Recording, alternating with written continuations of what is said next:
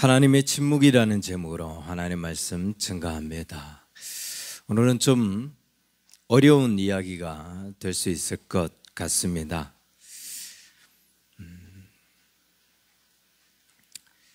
말씀에 대한 이 삶에 대한 이해, 경험이 되어지지 않으면 공감이 쉽지 않을 수 있겠는데요.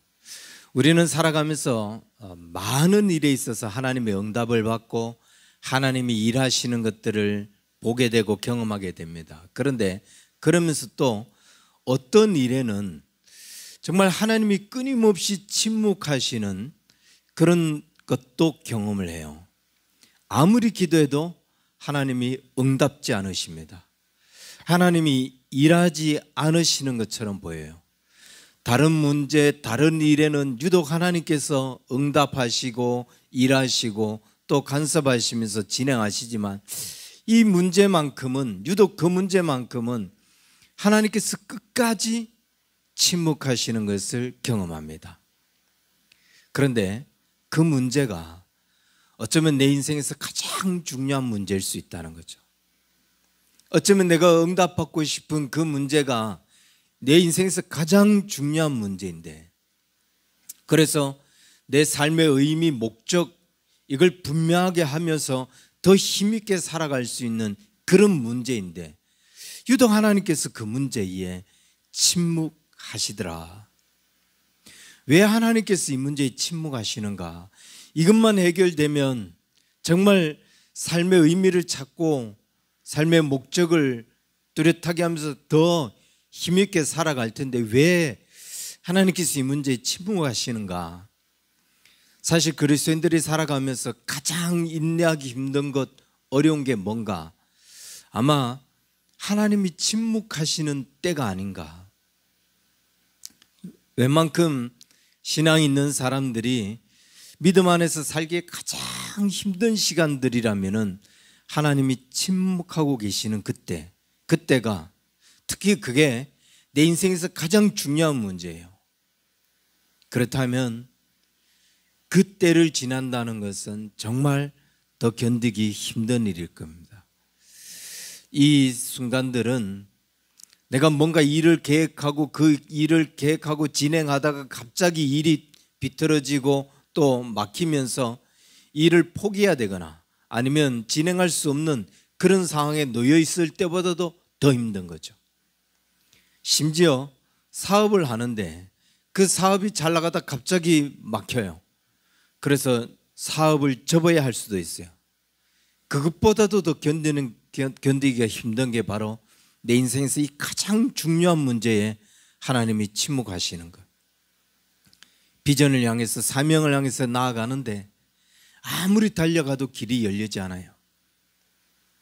그런데 그 순간도 고통스럽지만 이 순간을 더 고통스럽게 만드는 것, 하나님이 침묵하고 계시다는 거죠. 정말 이런 순간에는 감당할 수 없는 괴로움, 감당할 수 없는 고통, 참 힘든 시간들을 보내게 됩니다. 그만큼 하나님의 이 침묵의 시간을 견딘다는 것은 정말 어려운 일이라는 거예요. 그런데 우리는 신앙생활하면서 꼭 이런 문제는 아니지만 하나님의 침묵을 여러 번 경험하게 됩니다. 그리고 인생의 중요한 문제에 대해서 하나님께서 그렇게 침묵하시는 일들을 경험했을 때 아주 오랜 시간, 정말 아주 오랜 시간을 그 하나님의 침묵과 함께 견디며 그 시간을 믿음으로 견디고 또 견뎌나가 본 사람이라면 아마 다 이런 고백을 하게 될 겁니다. 분명히 그때 하나님은 침묵하셨어요. 그런데 침묵하신 게 아니었구나. 분명히 하나님은 그때 응답지 아니하시고 무슨 말씀으로도 무슨 소리로도 무슨 모습으로도 우리에게 나타내 보이지 않으셨고 말 들리지 않으셨어요. 그런데 그 긴 시간을, 그 하나님의 침묵과 함께 그 긴 시간을 지나 보니까 그건 하나님이 침묵하신 게 아니었구나, 하나님이 일하지 않으신 게 아니었구나라는 것을 깨닫고 고백하게 된다는 겁니다. 20년 넘게 그 하나님의 침묵하는 시간을 견디다 보니까 그걸 알겠더라고요. 그게 침묵이 아니었다는 것. 하나님이 침묵하시는 것 같지만 침묵하지 않으셨고, 일하지 않으시는 것 같지만 하나님은 일하지 않으신 것이 아니라는 거예요. 하나님은 계속해서 일하셨고 하나님은 계속해서 말씀하셨다는 거예요. 무엇으로? 하나님의 침묵이라는 그 방법으로. 하나님의 침묵이라는 방법으로 우리에게 말씀하셨고, 하나님의 침묵이라는 방법으로 나에게 일해 오셨다는 거예요. 오랜 시간을 그 하나님과 동행하고 견뎌보면서 이걸 깨닫기까지, 비록 그 견디고 이겨내는 시간의 과정들은 정말 지리하고 고통스러운 그런 시간이었지만, 그 시간을 지나고 나니까 하나님은 하나님의 침묵이라는 방법으로 일하시는구나, 하나님의 침묵이라는 방법으로 말씀하시는구나 라는 것을 알게 되더라는 거예요. 그렇다면 이 오랜 침묵의 시간을 우리가 어떻게 견뎌야 하는가? 어떻게 견뎌야, 이 침묵의 시간을 견뎌야 이것이 하나님의 일하심이고 이것이 하나님이 말씀하시는 것이라는 것을 깨닫게 되는가? 하나님의 침묵을 통해서 하나님의 음성을 들을 수 있는 방법이 있더라는 거죠. 하나님의 침묵을 통해서 하나님이 일하시는 것을 볼 수 있는 방법이 있더라는 거예요. 어떻게 하나님의 침묵을 통해서 하나님의 음성을 듣고 하나님의 일하심을 볼 수 있는가?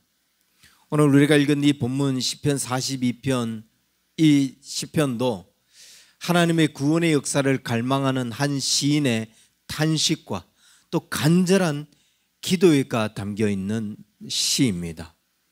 아마 이 시인도 오랜 세월, 오랜 시간을, 정말 말로 표현할 수 없는 오랜 시간을 하나님을 기다리면서, 하나님의 구원을 기다리면서 그렇게 하나님을 간절히 기다렸던 사람이에요. 그래서 성경 해석학자들은 이 시인이 바벨론 포로의 기간을 지냈던 사람이고, 그 바벨론 포로 가운데서 예루살렘으로 돌아가기를 간절히 소망했던 사람이었을 것이라고 그렇게 해석을 합니다. 바벨론 포로가 몇 년이죠? 70년입니다. 우리가 일제강점기 35년을 지내왔는데 그 35년 동안에도 얼마나 많은 고통과 얼마나 많은 서러움과 얼마나 많은 것들을 잃으면서 우리는 회복, 광복, 독립을 기다렸습니까? 그런데 그보다도 2배의 시간이잖아요. 70년. 그러니 이 35년도 견디기 그렇게 고통스럽고 민족 대대로 이 가슴속에 한이 서려 있는데, 그 70년의 세월을 지나면서 이들은 얼마나 많이 고통스러웠을까? 바벨론 포로에 있던 이스라엘 백성들의 유일한 희망이 뭐예요? 그들의 소망 그거 하나는 회복이죠. 하나님께서, 그들이 믿고 의지하는 그 하나님께서 그들을 그 바벨론에서 구원하여 주시는 것, 그들에게 있어서 희망이라는 것은 오직 하나님뿐이었습니다. 다른 무슨 방법이 있었던 게 아니에요. 다른 무슨 가능성이 있었던 것이 아닙니다. 내가 무슨 다른 방법이 있었고 다른 길이 있었고 다른 가능성이 있었다면 그 가능성, 그 길을 향해서 갈 수 있었지만, 유일하게 나의 희망이고 나의 길이고 나의 소망은 하나님뿐이었기 때문에 그냥 그 속에서 하나님을 기다리고 그 속에서 하나님만 바라보게 되는 것이죠. 이스라엘 백성들에게 유일한 길, 유일한 소망, 유일한 희망은 하나님뿐이었어요.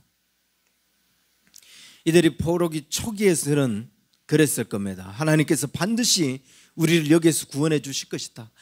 반드시 하나님께서 우리를 회복시켜 주실 것이다. 그런데 시간이 지나갑니다. 이게 한두 해가 흘러가는 게 아니라 10년이 흘러가고 20년이 흘러가고 70년이라는 시간이 흘러가요. 이 시간을 흘러가면서 흘려보내면서 사람들의 마음이 어떠했을까? 체념을 넘어 절망에 빠지고 깊은 탄식에 빠지고 심지어 포기하는 사람들 생겨나지 않았을까? 1절과 2절에 이렇게 이야기해요. 하나님의 사슴이 시냇물 찾기에 갈급함 같이 내 영혼이 주를 찾기에 갈급하나이다. 내 영혼이 하나님 곧 살아계시는 하나님을 갈망하나니 내가 어느 때에 나아가서 하나님의 얼굴을 배울까? 이걸 제가 표준 세번역으로 한번 보았습니다. 하나님, 사슴이 타도록 목말라 시냇물을 찾듯 내 영혼이 주님을 찾아 애태웁니다. 내 영혼의 하나님 곧 생명의 하나님을 갈망하니 언제 내가 나아가서 하나님을 배울 수 있을까? 하나님을 간절히 기다리는데, 간절히 원했는데, 정말 이 문제를 하나님께서 해결하여 주시고 이 문제에 하나님께서 응답해 주시고 여기에 하나님의 인도하심을 경험하기를 원하는데 그토록 애태우면서 수많은 세월을 간절히 기다리는데 하나님이 응답지 않으시더라. 내가 언제 이 문제에서 하나님의 얼굴을 배울 수 있을까? 내가 언제 이 생명의 하나님의 그 얼굴을 배우면서 이 문제에서 간섭하시는, 내 인생의 중요한 문제에서 간섭하시는 그 주님을 배울 수 있을까? 예루살렘 성전에서 그렇게 예배하며 하나님을 예배했던 그 기억을 떠오들며 이제는 그 기억마저도 까마득한 그런 세월이 지나가면서 언제 다시 내가 그곳에서 주님을 예배할 수 있을까 생각하면서 한숨을 짓게 되더라고요. 그런데 하나님이 계속 침묵하십니다. 4절, 내가 전에 성의를 지키는 무리와 동행하여 기쁨과 감사의 소리를 내며 그들을 하나님의 집으로 인도하였더니 이제 이 일을 기억하고 내 마음이 상하는도다. 역시 표준 세번역으로 보니까 지나간 날들이 생각난다. 무리의 앞장을 서서 하나님의 집에 이르던 일, 환희와 찬송 소리 드높던 그 행렬, 순례자의 축제로 법석을 떨던 그 일, 이제 이런 일들은 생각만 하여도 가슴이 미어지는구나. 더욱 안타까운 것은 이미 시인이 이 하나님의 인도하심, 하나님의 구원을 노래하고 기다리다가 나이가 들어버렸다는 거예요. 너무나 많은 세월이 흘러가면서 자신이 이미 나이 많아 늙은 사람이 되었다는 거예요. 어쩌면 언제 죽을지도 모르는 그런 상황이 되었다는 거예요. 그래서 그때 그날들, 그때 그렇게 하나님께서 하나님 앞에 찬양했던 그 날들을 생각하고 또 되돌아보니 가슴이 막 미어지더라는 거죠. 이런 상황은 우리가 어떤 어려움을 만났어요. 그런데 이 어려움 때문에 내가 적당히 무너졌으면은 조금 하나님의 도우심을 구하고 하나님의 은혜를 구하면 또 회복이 될 텐데 이게 너무 많이 무너진 거예요. 회복이 불가능할 정도로 무너진 거예요. 내가 아직 좀 젊어 있으면 하나님께서 나를 또 구원의 은혜로 그 바빌론 폴에서 하나님께서 구원해 주실 때 막 그 감격으로 기뻐 뛸 텐데 이제는 내 나이가 이 지팡이를 짚고 서 있지 않으면 안 될 정도로 그렇게 휘어져 있는 거죠. 그래서 이게 하나님께서 왜 조금만 일찍 나를 돕지 않으셨는가? 하나님께서 왜 조금만 일찍 구원하지 않으셨는가? 그런 생각을 하면서 가슴이 미어지는 이런 상황. 적당하게 무너지면 되는데 신앙도 이게 회복이 불가능할 정도로 무너진 거예요. 그래서 은혜를 주셔도 이제 이게 회복될까 말까 하는 그런 상황. 그만큼 마음이 많이 무너져 있고 그만큼 이제 오랜 시간이 흘러가 있고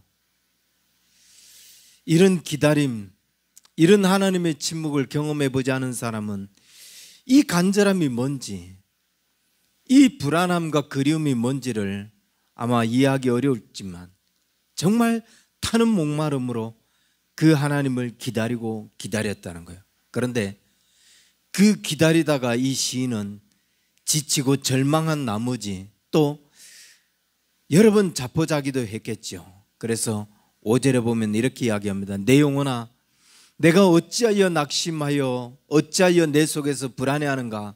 너는 하나님께 소망을 두라. 그가 나타나 도우심으로 말미암아 내가 여전히 찬송하리라. 내 영혼아, 내가 어찌하여 그렇게 낙심하며 그렇게 괴로워하느냐? 너는 하나님을 기다리라. 이제 내가 나의 구원자 나의 하나님을 또다시 찬양하린다. 그런 깊은 체념도, 그런 깊은 낙심도, 좌절도 경험하면서도 계속 자신을 향하여 채찍을 하는 거예요. 너 여기서 무너지면 안 된다. 너 여기서 무릎 꿇으면 안 된다. 다시 일어나라. 뭘 그렇게 불안하냐? 세월이 흘러간 걸 뭘 그렇게 안타까워하느냐? 일어나라. 세월 흘러간 것 때문에 괴로워하지 말고 하나님 앞에 일어나 나 다시 하나님을 찬양할 수 있도록, 다시 하나님을 배울 수 있도록 하나님을 기다려라. 내 영혼 하나님을 더 기다려라. 자신을 끊임없이 채찍질하면서 그렇게 하나님 앞에 서 있습니다. 여러분, 세월, 옛말에 이런 말이 있죠. 세월에 장사 없다고. 정말 아무리 큰 확신에 차 있고 아무리 큰 비전에 사로잡혀 있다 할지라도 세월이 지나다 보면 사람이 느슨해지고 또 그 세월의 여러 강풍을 맞으면서 흔들리기 마련이에요. 사실 인생을 살면서 그런 것 같아요. 차라리 비바람, 이제 좀 있으면 뭐 태풍이 올 텐데 태풍 한 번 견디는 게 쉬워요? 한 달 내내 장마 견디는 게 쉬워요? 태풍 한 번 견디는 게 더 쉽지 않나요? 계속 지리하게 내려지는 그 장마 정말 짜증스럽죠. 차라리 주먹에 한 대 맞더라도 그냥 태풍이 부러치면 그렇게 그 태풍 한 번 견디면 그만인데 장구한 세월 동안 하나님이 침묵하고 계시니 이 장구한 세월 동안 침묵하시는 그 하나님을 바라보면서 견뎌낸다는 것은 쉽지 않더라. 그래서 시편 기자가 그 세월을 보면서 계속 자신을 향해 다짐하는 거예요. 너는 하나님께 소망을 둬야 된다. 너는 하나님을 기다려야 된다. 그래 할 때에 하나님께서 다시 나타나서 우리를 도우실 것이다. 그럼 나는 여전히 하나님을 찬송하게 될 것이다. 그 장구한 세월을 살면서 다짐하고 이거는 지금 이 시편, 이 시인의 영적 상태가 나는 하나님을 기다릴 수 있다. 나는 하나님을 찬양할 것이다. 이런 영적 상태임을 말하는 게 아니에요. 그가 얼마나 낙심하고 얼마나 괴로운 나머지 그 괴로워하고 낙심하고 있는 자기 자신을 향해서 자신의 모습을 보면서 그렇게 탄식하고 있는 거예요. 너 어찌 이렇게 낙심해 있느냐? 너 어찌 이렇게 불안해 있느냐? 처져 있는 자신의 믿음을 보면서 안간힘을 다하여서 일어나라. 다시 일어나서 하나님을 기다리고 하나님께 소망을 두라 라고 채찍질하고 있는 거죠. 그렇게 낙심될 수밖에 없는 그 상황, 그러나 그런 상황이라 할지라도 넌 낙심하지 말고 하나님 바라봐라. 다시 하나님 기대해라 라는 거예요. 기다림은 그런 겁니다. 나는 낙심할 수밖에 없었어요. 나는 죄를 지을 수밖에 없었어요. 나는 포기할 수밖에 없었어요. 그건 기다린 게 아니죠. 기다리다 지쳤다 아니에요. 그건 기다리다 간 거죠. 기다림은 그렇게 낙심이 되고 그렇게 절망이 되고 그렇게 포기할 것 같은데 그래도 버티는 거예요. 포기할 것 같은데 분명히 이 정도, 저 사람 보면 이 정도면 포기할 것 같은데 버티고 서 있는 거예요. 거기에서 너 어찌 낙심하냐, 너 어찌 절망하냐, 너 어찌 포기하려고 그러냐, 그러면서 계속 자신을 채찍질하면서 반복하면서 그걸 버티고 서 있는 거예요. 그럴 때 기다림이라고 말할 수 있는 거예요.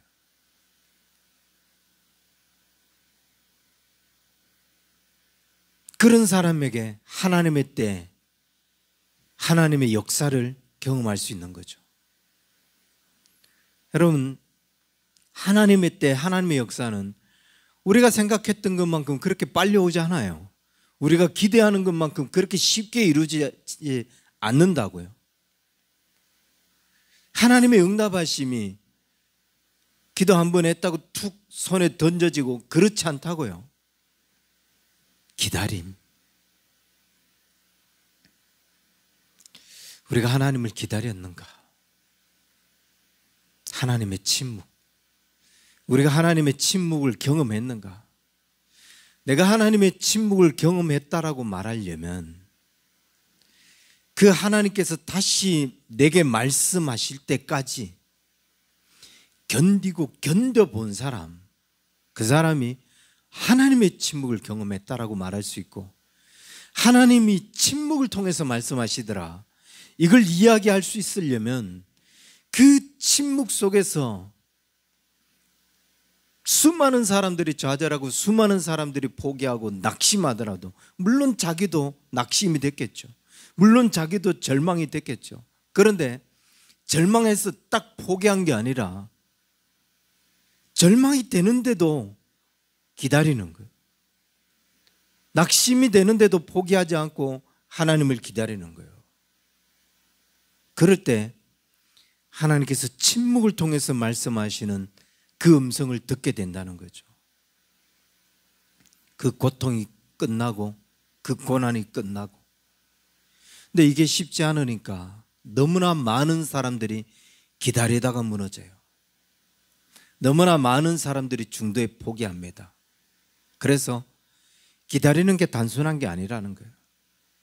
이건 보통 믿음 가지고는 기다릴 수 없습니다. 보통 각오, 보통의 결단 가지고는 절대로 그 하나님의 응답하실 때까지 견뎌낼 수 없어요. 수많은 사람들이 왜 타협합니까? 수많은 사람들이 신앙이 왜 그러다가 변질되고 그러다가 자기 합리화하면서 적당히 위기를 모면하고 넘어갑니까? 보통 신앙 갖고 안 되는 일이라고요. 그래서 이 하나님의 침묵을 기다리고 기다릴 수 있는 사람은, 그 순간에도 어느 때나 하나님을 갈망하는 사람은 어느 시대에나 소수에 불과해요. 어느 시대를 살았던 사람들인들 소수에 불과합니다. 그 소수가 이 가치를 발견해요. 기다림의 가치, 침묵의 의미, 그리고 그때 그 주시는 하나님의 그 축복은 훨씬 더 큰 것을 깨닫게 돼요. 여러분, 우리가 기억해야 돼요. 성경은 우리에게 처음부터 그리스도의 고난에 동참할 것을 요구했습니다. 그리스도와 함께 고난받기를 요구했어요. 너 처음 예수 믿는 첫날부터 넌 복을 받고 축복을 누리라 말씀하시지 않았고, 그리스도와 함께 고난에 참여할 것을 요구했어요. 주께서 우리를 위하여 수많은 박해와 수많은 어려움을 견뎌내시고 마지막 사명의 짐, 십자가의 짐까지 지시는 그 순간까지 주님께서 견뎌내고 이겨냈던 것처럼 우리에게 그 마지막 순간까지 그리스도의 고난에 참여하는 자가 되라고 말씀하셨어요. 하나님의 침묵이 왜 무서워요? 그리스도의 마지막 그 사명의 짐까지, 그 마지막 고통까지 참여하는 자가 되겠다는 결단, 되겠다는 마음만 가지면 하나님의 침묵 속에서도 견뎌야죠. 예수님은 하나님의 외면 속에서도 십자가 위에서 견디셨는데, 하나님이 응답하지 않으셔도 견뎌야죠. 그때도 기다려야죠. 마지막까지 놓치지 말아야 할 것들은 놓치지 말고, 마지막까지 포기하거나 타협하지 말아야 할 것은 절대로 타협하지 않은 상태로 기다려야죠. 목숨 걸고 생명처럼 여기면서, 이게 사명인데, 이것이 내 인생인데 끝까지 붙잡아야죠.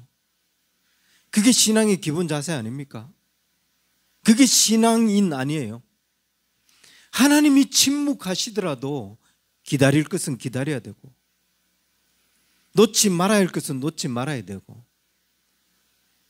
포기할 것은 포기하지 말아야죠. 타협하지 말아야 할 것은 타협하지 말아야 되는 거 아닙니까? 근데 문제가 해결 안 된다고, 어렵다고, 힘들다고 다 놔버리고, 다 포기해버리고, 다 제멋대로 평가해버리고, 다 제멋대로 행동해놓고,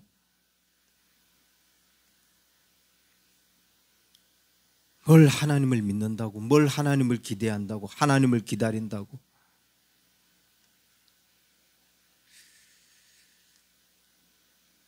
하나님이 침묵하시는 가운데 말씀하시는 게 뭐냐? 하나님은 그 침묵하시면서 이렇게 말씀하시더라는 거예요. 포기하지 말아야 할 것은 끝까지 포기하지 말아야 된다.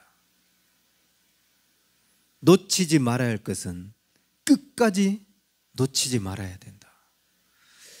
내가 침묵하고 있더라도 기다려야 할 것은 기다려야 한다. 그게 하나님이 침묵을 통해서 일하시고 침묵을 통해서 말씀하시는 거예요. 침묵을 통해서 내가 놓치지 말아야 할 것을 놓치지 않고 있는지, 내가 포기하지 말아야 할 것을 포기하지 않고 있는지, 그건 너 포기하면 안 되는데, 그건 너 놓으면 안 되는데, 그때 너 타협하면 안 되는데, 계속 하나님이 말씀하고 계시더라. 수많은 그리스도인들이 이 음성을 듣지 못하여서 포기하더라는 거예요. 수많은 그리스도인들이, 사명자들이 이 소리를 듣지 못해서 타협하고 놓치더라.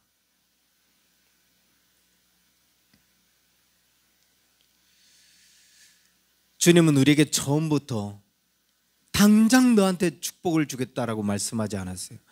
하나님께서 우리에게 주시는 축복은 영원한 것이었어요. 영원한 하나님의 나라였어요. 그 영원한 나라의 마지막 날에 우리가 얻게 되는 기업이었어요. 이게 축복이지, 이 땅에서 잘 살고 잘 되고 잘 먹고, 그게 아니더라. 그렇다면 믿음으로 살아가는 길은, 내가 지금 이 세상을 살아가면서 이 믿음으로 살아가는 이 삶은 영원한 그 나라를 바라보면서 사는 삶이었지, 여기서 잘 되고 여기서 잘 먹고 여기서 잘 입고, 그게 아니더라. 하나님은 침묵하면서 그 말씀을 하시더라는 거예요.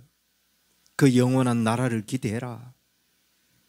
그 나라를, 나를 위해서 계속 일하시면서 그 나라를 확장시켜 가더라. 하나님이 침묵하면서 일하시는 게 그거였다는 거죠.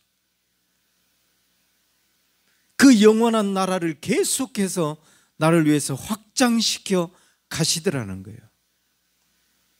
아무것도 들리지 않았는데, 아무것도 보이지 않았는데, 아무 음성도 들을 수가 없었는데, 오랜 시간 그 침묵의 시간을 하나님과 견디면서 믿음으로 견뎌 나가다 보니까 하나님이 그 침묵을 통해서 말씀하시는 그 소리가 들리고 그 침묵 가운데 일하시는 그 하나님의 일하심이 보여지더라. 그래서 또 성경은 우리에게 이렇게 이야기하죠. 빨리 된다라고 말씀하지 않았어요. 아무리 오래 걸려도 너는 기다리라고 말씀하셨지. 내가 지금 당장 네가 기도하는 순간 당장 던져줄게 말씀하지 않는다고요. 하나님은 내가 응답할게, 내가 해결해 줄게. 근데 그 시간을 말씀하지 않았어요. 이건 아무리 오랜 시간이 걸려도 우리는 믿음으로 기다리고 기다릴 수 있어야 된다는 거예요. 하박국 선지자를 볼까요? 그 악이 성한 시대에 얼마나 많은 의인들이 고난을 당했습니까? 정말 부르짖고 부르짖었어요. 하나님 회복해 달라고. 그런데 하박국 선지자가 2장 3절에 그렇게 이야기했잖아요. 더딜지라도 기다리라. 하나님의 일하심이 더디 나타날지라도 기다리라. 2장 3절. 이 묵시는 정한 때가 있나니 그 종말이 속히 이르겠고 결코 거짓되지 아니랴. 비록 더딜지라도 기다리라. 지체되지 않고 정령 응하리라. 너 핍박 받는다고 당장 하나님께서 응답하자, 당장 하나님께서 도와주겠다 이렇게 말씀하지 않고 하나님이 분명히 이루어준다. 정확한 건 이거예요. 분명히 이루어준다는 거예요. 속히 이른다 그날은. 그런데 그게 좀 더딜지라도 너 기다려야 된다는 거죠. 그러면서 4절에서는 뭐라고 이야기하냐면 그 더딘 시간을 의인은 믿음으로 말미암아 살리라. 내 마음이 교만해지지도 않고 나는 정직하게 행하면서 그 더딘 시간을 나는 믿음으로 말미암아 살아가리라.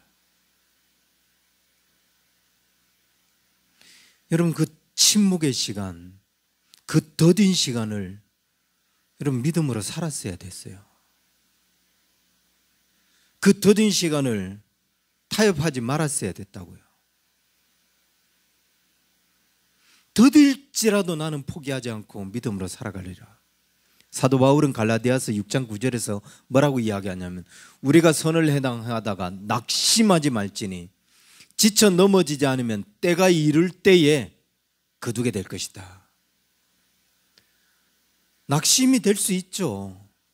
낙심이 되죠. 그러나 낙심하지 말고 낙심이 되는 가운데서도 계속 딱 결정을 내리고 결단 내리고 그냥 끊어버리고 그러지 말고 그렇게 되더라도 버티라는 거예요. 지쳐 넘어질 것 같지만 지쳐 있지만 그래도 버티라는 거예요. 그러면 그때가 되면 이룰 것이다. 근데 그때가 빨리 안 다가오죠. 더디게 오죠. 수확의 시기가 뭐 나무 심는다고 바로 과일이 열립니까? 벼를 심었다고 바로 벼가 수확이 되나요? 그 오랜 시간을 견디는 것, 그리고 견디면서 변질되지 않고 타협하지 않고 기다릴 수 있는 것. 우리가 자꾸만 실패하는 사례들만 봐서 그래요. 여러분의 눈에 실패한 사례들만 보아왔기 때문에 그냥 타협해버리고 그냥 포기해버리고 적당하게 그냥 인생 편하게 살고 좀 쉽게 사는 법 그것만 선택하고 그래 와서 같이 있는 사람들이 뭐 살아왔던 경험들이 다 그런 경험들만 봐와서 그런지 모르지만 성경은 우리에게 성공한 믿음의 선배들을 소개시켜 주잖아요. 이 순간에도 믿음으로 견디고 이 순간에도 하나님을 의지하고 견뎌내는 사람들을 보여주잖아요. 그 사람들을 바라보면서 그 하나님의 침묵 속에서도 견뎌라. 하나님이 침묵을 통해서 그렇게 말씀하고 있잖아요. 그래서 우리는 이 침묵 속에서 포기하지 않아야 됩니다. 계속 하나님을 기다려야 돼요. 시인이 이렇게 이야기해요. 내 영혼아, 내가 어찌하여 내 속에서 낙심하느냐. 내 하나님은 내 영혼이 내 속에서 낙심이 되므로 내가 요단 땅과 헤르몬과 미살산에서 주를 기억하나이다. 너무 낙심이 되니까 표본을 하나 끌어내는 거예요. 요단 땅, 헤르몬, 미살산, 정확한 자료와 근거는 찾을 수가 없더라고요. 요단 땅에서 무슨 일이 있었는지, 이 시인이 헤르몬 산에서 뭘 경험했는지, 미살산에서 어떤 하나님을 추억할 수 있는 일을 경험했는지 모르지만 그때 하나님의 일하심을 보니까 지금 반드시 하나님께서 일하신다고 하니까 그렇게 일하시겠지, 그렇게 또 하나님이 일하시겠지. 이걸 70년 동안, 이 시인의 나이가 얼마인지 모르겠지만 이걸 20년 넘게 낙심을 몰아내며 위기를 극복해 갔죠. 5절부터 5절 11절 계속해서 반복해서 고백하잖아요. 내 영혼아, 네가 어찌해서 낙심하여, 어찌하여 네가 불안해하느냐. 하나님께 소망을 두라. 하나님을 기다리라. 그러면 그가 나타나 도우심으로 말미암아 내가 여전히 찬송하리라. 이렇게 하나님을 찬양하고 기다리면서 기다려야죠. 타협하는 신앙의 특징은 너무 자기 중심이에요. 하나님 중심의 삶을 살아야 되는, 말씀 중심의 삶을 살아야 되는데 자기 번영, 자기 안녕이 중심인 거예요. 자기만 잘 살면 그만이에요. 나만 편하면 그만이에요. 나만 아무 탈 없으면 되는 거예요. 그게 신앙생활의 전부예요. 자기 중심적인 신앙의 특징이, 신앙생활하는 이유가 하나님이 복 주시기 위해서, 모든 문제를 해결해 주시기 위해서, 늘 편안으로 이끌어 주시기 위해서, 그게 신앙생활하는 목적의 삶이에요. 근데 이런 사람들이 고난을 만나면, 문제를 만나면 사명이 뭐고 말씀이 뭐고 헌신짝처럼 버려요. 얼굴 싹 변해요. 오직 나만 편하면 돼요. 미련 없이 버려요.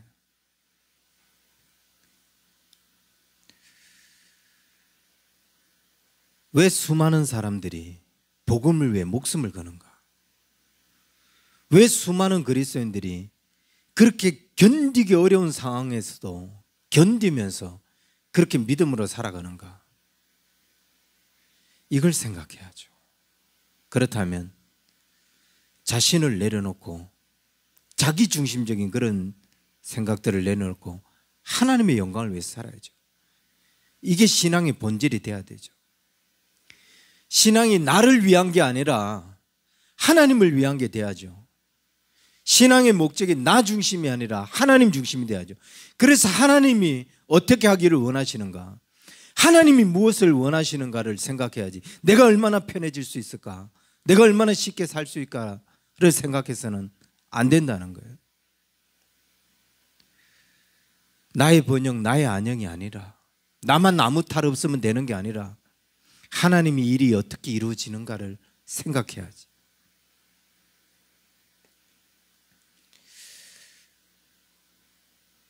이 시인은 10절에 보면 내 뼈를 찌르는 칼같이 내 대적이 나를 비방하여 늘 내게 말하기를 내 하나님이 어디 있느냐 하도다라고 해서, 하나님이 응답하시면 안 나타나니까 수많은 사람들이 너는 교회를 하는데 왜 그러냐. 너무나 많은 사람들의 조롱, 빈정대는 말, 정말 여기에 뼈를 찌르는 것 같은, 그 칼날이 내 뼈를 찌르는 것 같은 그런 고통,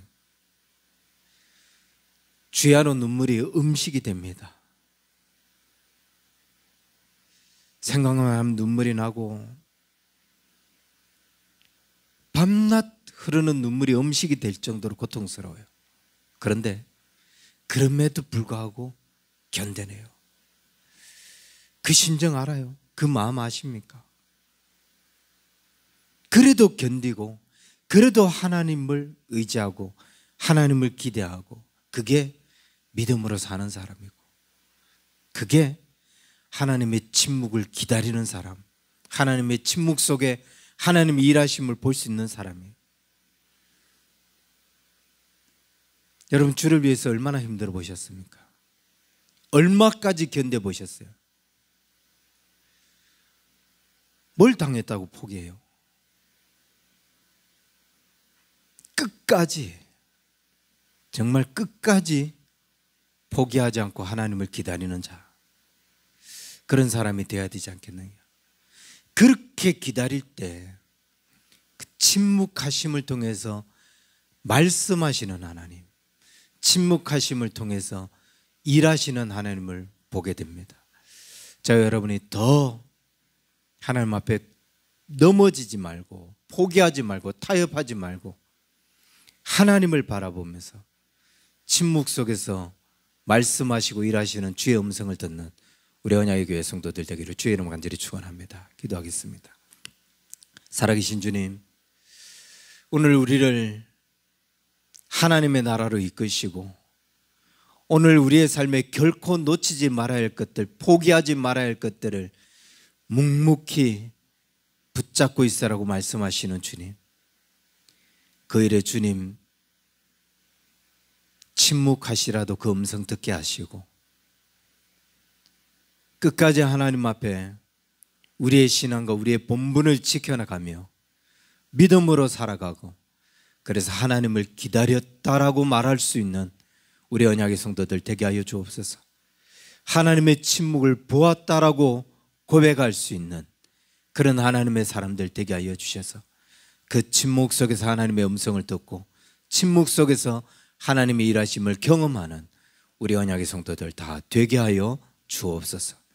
이제는 우리 주 예수 그리스도의 은혜와 하나님 아버지의 크신 사랑과 성령님의 인도하심이 하나님의 음성을 듣고 보기를 원하는 우리 언약의 성도들 저들의 모든 삶 위에 이제로부터 영원토록 항상 함께 있을